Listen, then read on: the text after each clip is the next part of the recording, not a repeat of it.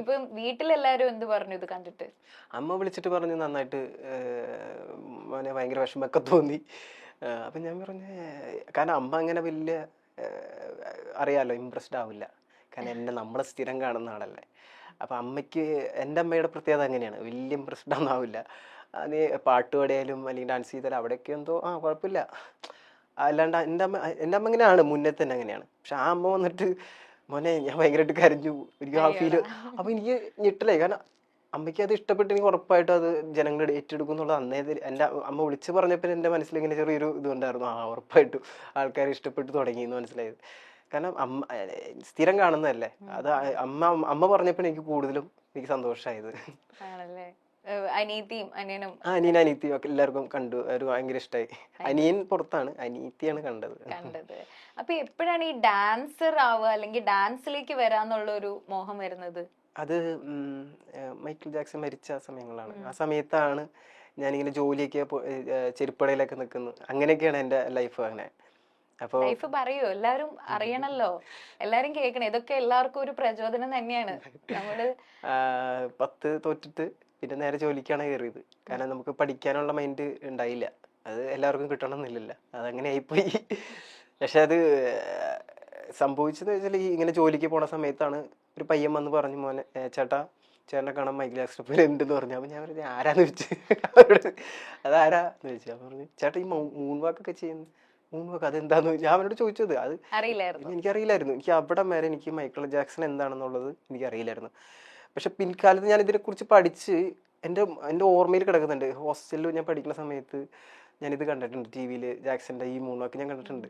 Dangerous ടൂറിൽ ആള് ചെയ്തിട്ടൊരു moon വാക്ക് എൻ്റെ ഓർമ്മയിൽ അത് കിടക്കുന്നുണ്ട്. അന്ന് ഞാൻ കണ്ടിട്ടുണ്ട് ഇത് എപ്പോഴോ. പക്ഷെ പിന്നെ നമുക്കറിയില്ലല്ലോ അത് എന്താണെന്നുള്ളത്. ആ സമയത്തൊന്നും അറിയില്ല. അന്ന് ഇന്നത്തെ പോലെ ഇന്റർനെറ്റും ഒറ്റയടിക്ക് യൂട്യൂബൊക്കെ എടുത്ത് കാണാനുള്ള ബുദ്ധിയൊന്നും ഒരാൾക്കില്ല. അന്ന് എന്ന് വെച്ചാൽ ആർക്കും അറിയില്ല യൂട്യൂബ് എന്താണെന്ന് പോലും അറിയാത്തൊരു കാലം ആ സമയങ്ങളിൽ. അപ്പം അന്ന് എനിക്ക് കിട്ടിയതൊക്കെ CDs ആണ്. CD-കളാണ് ഞാൻ എന്നിട്ട് കണ്ട് ആദ്യമായിട്ട് കാണുന്നതും പഠിക്കണതും.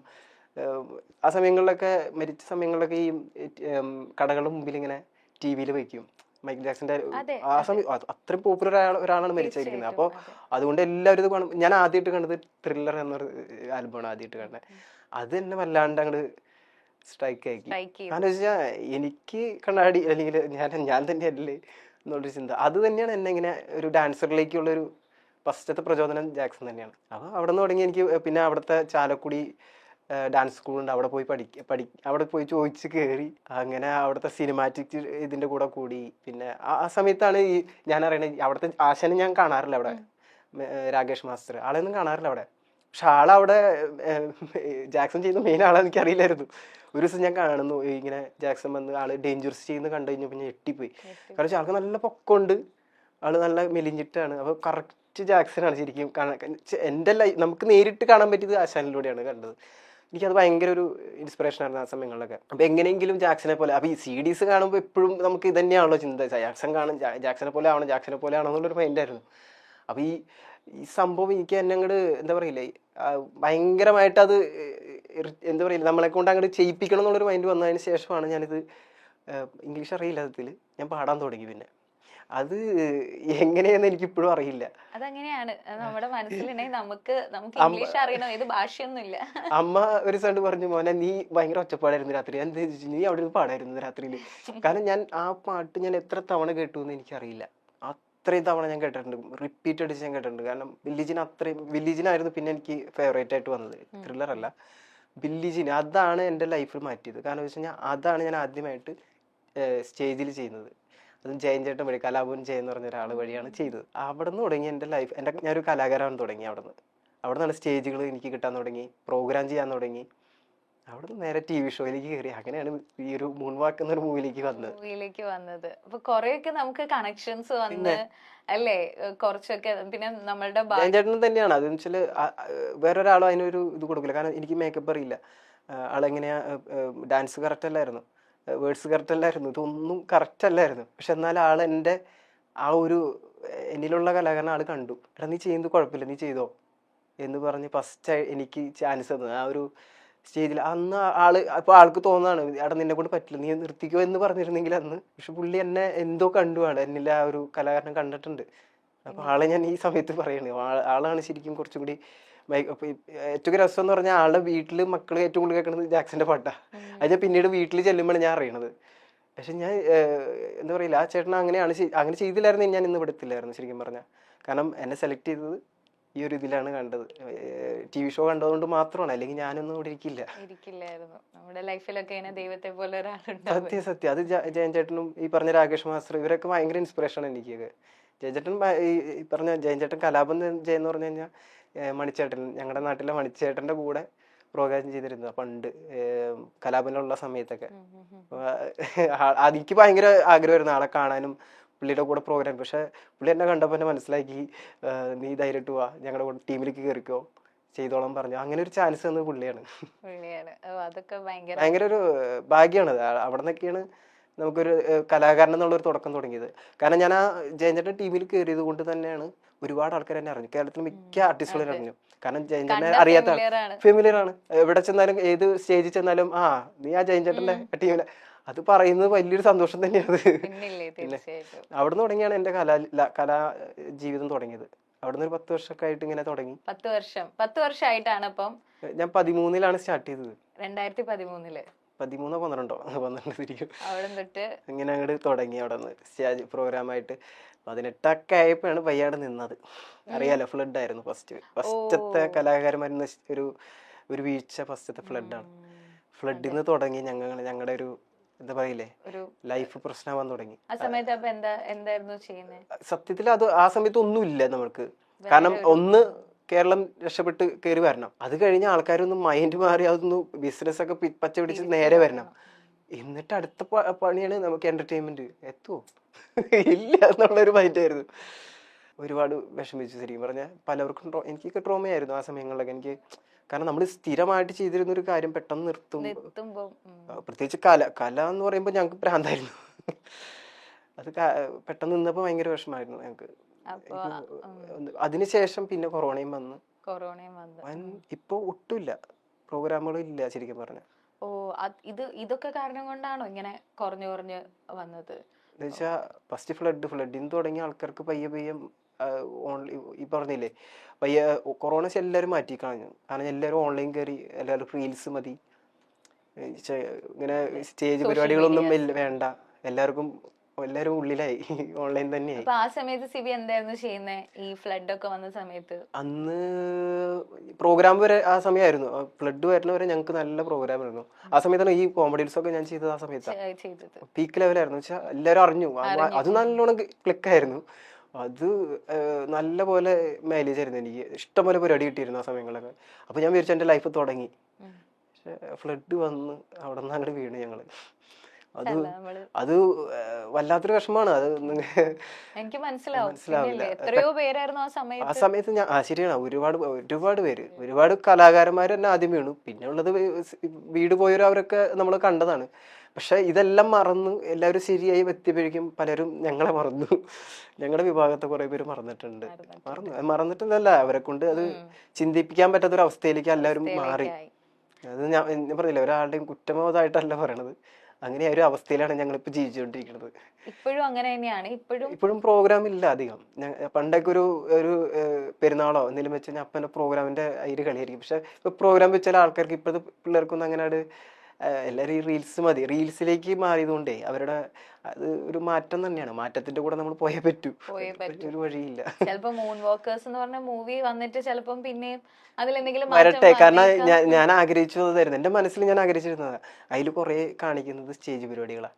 അത് കണ്ടെങ്കിലും ആൾക്കാര് സ്റ്റേജിനെ കുറിച്ച് ആലോചിക്കുക, അതിനെ ആഗ്രഹിക്കുകയും ചെയ്ത ഞങ്ങളുടെ ഭാഗ്യം, കലാകാരന്മാരുടെ ഭാഗ്യം. അപ്പൊ ഈ ഗപ്പിയിലേക്ക് വന്നതും ഗപ്പിയിൽ ഞാൻ അത് കണ്ടത് ഇതുപോലെ തന്നെയാണ്. ഫ്ലവേഴ്സ് TV തന്നെ ചെയ്തിരുന്ന പരിപാടിയായിരുന്നു. അതെന്ന് വെച്ച് കഴിഞ്ഞാൽ കോമഡി സൂപ്പർ നൈറ്റ്. ആ സമയത്താണ് എന്നെ തല്ലേണ്ടെന്നുള്ള ആ നീരജ് മാധവ് ആള് ഭയങ്കര ഹിറ്റായ സമയം. ആളായിരുന്നു അവിടുത്തെ ജഡ്ജ്. ആളുടെ കൂടെ ഞാനന്ന് 3 വാക്കൊക്കെ അടിച്ച് ആളെന്നെ കുറിച്ച് കുറെ നല്ല കാര്യങ്ങളൊക്കെ പറഞ്ഞു. അപ്പൊ എനിക്ക് തോന്നുന്നു ഇതിന്റെ ഗപ്പിയുടെ ഡയറക്ടർ ഇത് കണ്ടു, ആൾക്കത് ഇഷ്ടമായി എന്ന് പറഞ്ഞു. അങ്ങനെയാണ് ഞാൻ അതിലേക്ക് സെലക്ട് ചെയ്യുന്നത്. അതിനുശേഷം കോമഡി ദിവസം ആ സെയിം ചാനൽ തന്നെ കോമഡി ദിവസം ചെയ്തു. അത് കഴിഞ്ഞപ്പോ ഇത് കിട്ടി, 3 വാക്ക് കിട്ടി.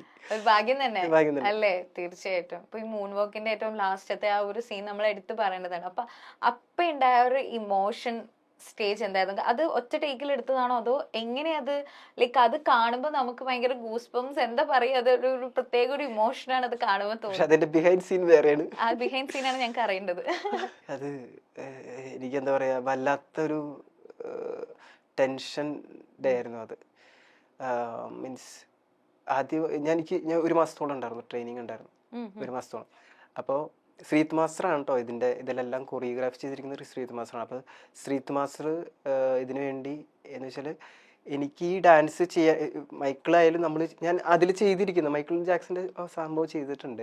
എൻ്റെ ലൈഫിൽ ഞാൻ ചെയ്യാത്ത സാധനമാണ്. മീൻസ് ആ ഒരു ഇത്ര പെർഫെക്ഷനിൽ ഞാൻ എൻ്റെ റിയൽ ലൈഫിൽ ഞാൻ ചെയ്തിട്ടില്ല. അതവിടെ എങ്ങനെയോ സംഭവിച്ചാണ്. അതൊക്കെ ഒരു അത്ഭുതമായിട്ട് ഞാൻ കാണുന്നത്. കാരണം ഞാനത് സ്ക്രീൻ കണ്ടപ്പോൾ ഞാൻ തന്നെ ഇത് ഞാൻ തന്നെയാണ് ചെയ്യുന്നത്. കാരണം വെച്ച് കഴിഞ്ഞാൽ അത്രയും പെർഫെക്ഷൻ ആയിട്ട് എനിക്ക് ഫീൽ ചെയ്തു. അത് ആ സമയത്ത് സംഭവിക്കും. കാരണം ഞാൻ അത്രയും ടെൻഷനിലായിരുന്നു ഞാൻ അത് ചെയ്തിരുന്നത് ആ സമയങ്ങളിലൊക്കെ. പോസ്റ്ററിന്റെ മൂൺ വോക്കേഴ്സിന്റെ ഇതിൽ ഇട്ടിട്ടുണ്ടായിരുന്നു, പേജിൽ ഇട്ടിട്ടുണ്ടായിരുന്നു വോയിസ് ഓഫ് വോയിസ്ലെസ്. അത് തന്നെയാണ് നമുക്ക് വേണ്ടത്. അതാണ് പോർട്രേ ചെയ്തിട്ടുള്ളത് ആ മൂവിയിൽ. സുരയ്ക്ക് അധികം ഡയലോഗൊന്നും ഇല്ല, പക്ഷെ സുര അനുഭവിച്ചിരുന്ന ആ വേദന നമ്മൾ എൻ്റെ ലൈഫിൽ ഞാൻ ഒരുപാട് ഇത് എക്സ്പീരിയൻസ് ഉള്ളത് കൊണ്ട് അമ്മ പറയായിരുന്നു, ആ മോനെ ഞാൻ സുര തനിയിരിക്കുന്ന ഒരു സീനൊക്കെ ഉണ്ട് കാണിക്കുന്നുണ്ടല്ലോ, മോനെ അത് കണ്ടപ്പോൾ എനിക്ക് ഭയങ്കര വിഷമമായി പറഞ്ഞു. അപ്പം ഞാൻ ഒരുപാട് തവണ അങ്ങനെ ചെയ്തിട്ടുണ്ട്. മീൻസ് നമ്മൾ തനിയെ ഇരുന്നിട്ടുണ്ട്. അപ്പോൾ അത് കാരണം ആ സമയങ്ങളിലൊക്കെ നമ്മൾ ഇരിക്കുമ്പോഴും എനിക്കത് ആ ഫീല് വരും അറിയാണ്ട്. കാരണം ആരുമില്ല അവിടെ, അങ്ങേറ്റത്തായിരിക്കും ഇതിൻ്റെ ക്യാമറയൊക്കെ വെച്ചിട്ട് എന്നോട് ഇരുന്നോളം പറഞ്ഞ് ഫീൽ. ആ സമയങ്ങളിലൊക്കെ എനിക്ക് എന്താ പറയുക, ആ സമയത്ത് എന്തോ ഒരു വിഷമം പോലെയൊക്കെ വന്നിട്ടുണ്ടായിരുന്ന സമയത്ത് അത് അമ്മയ്ക്ക് ഭയങ്കരമായിട്ട് കണക്ട് ആയത്. അമ്മ പറഞ്ഞു, മോനെ അവിടെ ഇരുന്നപ്പോൾ എനിക്ക് എന്തോ പോലെ എന്നുവെച്ചാൽ അമ്മ കണ്ടിട്ടുണ്ടാവും എപ്പോഴെങ്കിലൊക്കെ ഞാൻ ഇങ്ങനെ മാറി നിന്ന് വിഷമിച്ചിരുന്നൊക്കെ കണ്ടിട്ടുണ്ടാവും. അമ്മ അത് പറഞ്ഞു എൻ്റെ അടുത്ത്. അതെനിക്ക് ഭയങ്കരമായിട്ട് കൊണ്ടു ശരിക്കും. പിന്നില്ലേ അമ്മയ്ക്ക് അത് പിന്നെ നമ്മളുടെ അത്രയും വിഷമങ്ങൾ കണ്ടിട്ടുള്ള ഒരു വ്യക്തി തന്നെ ആയിരിക്കുമല്ലോ അമ്മ. അപ്പൊ അമ്മയ്ക്ക് പെട്ടെന്ന് അത് കണക്ട് ചെയ്യാം. ഈവൻ നമുക്ക് തന്നെ അത് കണ്ടപ്പോ സങ്കടം തോന്നി. കാരണം സുര എന്ന് വെച്ചാൽ ഒരുപാട് ആഗ്രഹങ്ങളുള്ള ഒരാളാണ്, പക്ഷെ ആൾക്കൊന്നിനും പറ്റുന്നില്ല. ആൾക്കാരും ഇല്ല. ആൾക്ക് ഒരുപാട് സ്വപ്നങ്ങളുണ്ട്. ആ കൂട്ടത്തിൽ ഏറ്റവും കൂടുതൽ സ്വപ്നങ്ങളും ഏറ്റവും കൂടുതൽ പാഷൻ ഉള്ളത് സുരയ്ക്കാണ്. പക്ഷെ സുരേനെ സപ്പോർട്ട് ചെയ്യാൻ അല്ലെങ്കിൽ സുരേനെ നീ നിക്കടാന്ന് പറയാൻ അപ്പൊ ആരും ഇല്ല അവിടെ. ഏറ്റവും സങ്കടമായത് അവരാരും വരുന്നില്ല എന്ന് പറഞ്ഞിട്ടും പിന്നെയും അവിടെ തന്നെ ഇരിക്കാന്ന് പറയുന്നത് അത് ഭയങ്കര ഇമോഷനാണ് ശരിക്കും. അത് എന്താ പറയാ, ആർക്കാണെങ്കിലും പെട്ടെന്ന് ഫീൽ ചെയ്യും. ഇത് വേറൊരു ഇതിപ്പോ വോയിസ് ഓഫ് വോയിസ്ലെസ് ആ ഒരു രീതിയിൽ മാത്രമല്ല പറയുന്നത്. പല കാര്യങ്ങളും നമ്മളിപ്പോ കൂട്ടുകാരുടെ ഇടയിൽ ഭയങ്കര കുറെ പേരുണ്ട് കൂട്ടുകാരുടെ ഇടയിൽ, പക്ഷെ നമ്മളെ മാത്രം ഒഴിവാക്കുകയാണ്, നമ്മളെ മാത്രം വലിയ താല്പര്യമില്ല, അല്ലെങ്കിൽ നമ്മളെ ഡിസ്ക്രിമിനേറ്റ് ചെയ്ത് നമ്മള് വേണ്ട, നീ വേണ്ട, ഞങ്ങള് മാത്രമേ ഉള്ളൂ. അതൊക്കെ അനുഭവിച്ചിട്ടുള്ള ഒരുപാട് പേരുണ്ടാവും. അവർക്ക് അതൊരു വേദന തന്നെയാണത്. അത് എൻ്റെ കൂട്ടുകാരൻ, എൻ്റെ ബെസ്റ്റ് ഫ്രണ്ട് ഉണ്ട് കണ്ണൻ എന്ന് പറഞ്ഞിട്ട്, അവനത് എൻ്റെ അടുത്ത് ഇടയ്ക്കൊക്കെ പറയായിരുന്നു. അവനും ഇതുപോലെ അനുഭവിച്ചിട്ടുണ്ട്. ഇങ്ങനെ ഒറ്റപ്പെടുത്ത ഇപ്പൊ പറഞ്ഞില്ലേ കൂട്ടുകാരുടെ, എടാ നീ വേണ്ട, നീ ഒന്ന് മാറിയിരുന്നോ എന്നുള്ള ഒരു അവഗണന അവൻ എൻ്റെ അടുത്ത് വന്ന് പറഞ്ഞിട്ട് കരഞ്ഞിട്ടുണ്ട്. മീൻസ് പക്ഷെ അവനൊന്നും ഈ പ്രശ്നം ഉണ്ടാക്കാൻ പോവാറില്ല. അതാണ് ഞാൻ ഇതിലേക്ക് കണ്ടേക്കുന്നത്. ഓടിച്ചെന്ന് എന്താടാ എന്നെ അങ്ങനെ ചോദിക്കില്ല. ഓക്കെ എന്ന് പറഞ്ഞ് മാറി നിന്നിട്ട് കരയുന്ന ഒരാളാണ് അവനൊക്കെ. ഇപ്പൊ ഇതൊക്കെ നമ്മുടെ ലൈഫിൽ ചുറ്റുപാടും കണ്ടിട്ടുണ്ട്, ഞാൻ അനുഭവിച്ചിട്ടുണ്ട്. അപ്പൊ ഇതൊക്കെ എനിക്ക് തോന്നുന്നു ഇതെല്ലാം ഈ സുര എന്നുള്ള ക്യാരക്ടറിലേക്ക് എങ്ങനെയൊക്കെയോ മെർജായി. അതെനിക്ക് അറിയില്ല. അതൊരു അത്ഭുതം തന്നെയായിട്ടാണ് ഞാൻ കാണുന്നത്. കാരണം ഇതൊക്കെ സാറ് ചിലപ്പം എന്നിൽ കണ്ടിട്ടുണ്ടാവണം. സാർ എപ്പോഴും പറയാറുണ്ട്, സൂര്യ നീയും നല്ല കറക്റ്റാണ്. സാറ് ചോദിച്ചിട്ടുണ്ടോ എപ്പോഴെങ്കിലും? നല്ല കണക്ട് ആണ്. അപ്പം ഇതുപോലെ പുള്ളിക്ക് തന്നെ ഫീൽ ചെയ്തിട്ടുണ്ടാവും, ലൈക്ക് അത്രയും ഉള്ളില് ഒരുപാട് വിഷമങ്ങളുള്ള ഒരു വ്യക്തി ആയിരിക്കും, അത് കണക്ട് ചെയ്യാൻ പറ്റുന്നൊക്കെ ആൾക്ക് മനസ്സിലായിട്ടുണ്ടാവുമായിരിക്കും. 3 മാസത്തിന്റെ ഉള്ളിലും ഞാൻ ഇതിങ്ങനെ തന്നെയായിരുന്നു എന്ന് തോന്നുന്നു. ഇവരോടധികം അങ്ങനെ വലിയായിട്ട് സംസാരിക്കില്ല. എന്തെങ്കിലും ഫസ്റ്റ് ഒരു സീനില്ലേ, ഫസ്റ്റ് ഒരു സീനില് ഹായ് ഞങ്ങള് ഇന്ന ആൾക്കാരാണ്, ഞങ്ങളുടെ മെയിൻ ആള് എന്നൊക്കെ പറഞ്ഞിട്ട് എല്ലാവരും ഇങ്ങനെ പരിചയപ്പെടുത്തില്ലേ. ഇങ്ങനെ പരിചയപ്പെടുത്തുമ്പോ എല്ലാവരും ഭയങ്കര കാര്യമായിട്ട് ഞാൻ ഇന്ന കോഴ്സാണ് പഠിച്ചത് ഇങ്ങനെ പറയും. അപ്പൊ സുരേനെ കാണിക്കുന്നുണ്ട്, ബിക്കോസ് സുര പഠിച്ചിട്ടില്ല. അപ്പം സുരേനെ കാണിക്കുന്നത് സൂം ചെയ്ത് കാണിക്കുമ്പോ സുരയ്ക്ക് അവിടെ ഡയലോഗ് ഇല്ല. ഫസ്റ്റ് സീനാണത്. സുരയുടെ ആക്ഷൻ മാത്രമേ ഉള്ളൂ. കാരണം സുര പഠിച്ചിട്ടില്ല. ഇവർക്ക് എല്ലാവർക്കും പറയാൻ ഒരു കാര്യമുണ്ട്, സുരയ്ക്ക് പറയാൻ ഒന്നുമില്ല. ആ ഇമോഷനാണ് അവിടെ കാണിച്ചിരിക്കുന്നത്. അത് ചെറിയൊറ്റ സീനാണത്. ആ ഫസ്റ്റത്തെ സീൻ എനിക്ക് റിലേറ്റ് ആവണമെന്നുണ്ടെങ്കിൽ അത് മനസ്സിലാക്കാൻ പറ്റും. എല്ലാവർക്കും കണക്ട് ആവുന്നോണ്ടാണത്. കാരണം നമ്മള് ഫ്രണ്ട്സ് എല്ലാവരും വലിയ ആൾക്കാരൊക്കെ ആയിരിക്കും. അതെപ്പോഴും അതിങ്ങനെ പോർട്രേ ചെയ്യുന്നത് ഒരുപാട് പേര് ഇത് അനുഭവിക്കുന്നുണ്ട്, ഇപ്പോഴും അത് അനുഭവിക്കുന്നുണ്ട്, അറിയാൻ വേണ്ടിയിട്ടാണ്. ആ ഡയറക്ടർ ഡയറക്ടർ ബ്രില്യൻസ് ആണത്, ഭയങ്കര ഒരു brilliance കാരണം ആണ്. ആ ഒരൊറ്റ നോട്ടം മതി, എനിക്ക് അത് കണ്ടപ്പോ ശരിക്കും വിഷമായി. കാരണം ആ സമയത്തൊന്നും എന്നോട് ഇത് പറഞ്ഞിട്ടില്ല കേട്ടോ, ഇങ്ങനെയുള്ള കാര്യങ്ങളൊന്നും പറഞ്ഞിട്ടില്ല. അഭിനയിക്കാൻ മാത്രമേ പറഞ്ഞിട്ടുള്ളൂ നീ അവിടെ നിക്ക, ഞാൻ പറയാ, ഞാൻ പറഞ്ഞ പോലെ ചെയ്യാ, ഇത്രയും പറഞ്ഞിട്ടുള്ളൂ. അവിടെ ഒരു അത് സാറിന്റെ ബ്രില്യൻസ് ആണത്. ഒരുപാട് സുരമാർക്ക് ഒരു ഇൻഫ്ലുവൻസ് ആയതിലൊക്കെ ഒരുപാട് നന്ദി. ആക്ച്വലി ഞങ്ങൾക്കും ഇപ്പം ആർക്കും അങ്ങനെ ഇങ്ങനെ നമ്മൾ എക്സ്പീരിയൻസ് ചെയ്തുകൊണ്ട്, എല്ലാവരും എക്സ്പീരിയൻസ്ഡ് ആയതുകൊണ്ട് ഇതൊക്കെ എക്സ്പീരിയൻസ് ചെയ്തിട്ടുള്ളതുകൊണ്ടായിരിക്കില്ല അവർക്ക് അങ്ങനെ ഒരു സങ്കടം വരും. പക്ഷെ എല്ലാവർക്കും കണക്ട് ചെയ്യാൻ പറ്റും, എല്ലാവർക്കും ഒരു ഇമോഷൻ വരും. അതാണ് ഒരു ക്യാരക്ടറിന്റെ ഏറ്റവും വലിയ കാര്യം എന്ന് പറയുന്നത്. അതെന്തായാലും നന്നായിട്ട് തന്നെ ചെയ്തിട്ടുണ്ട്, സിവി ചെയ്തിട്ടുണ്ട്. അപ്പൊ വീണ്ടും എന്തായാലും ഒരുപാട് നല്ല മൂവീസിൽ ഒരു പാർട്ടാവാൻ സാധിക്കട്ടെ. Thank you so much.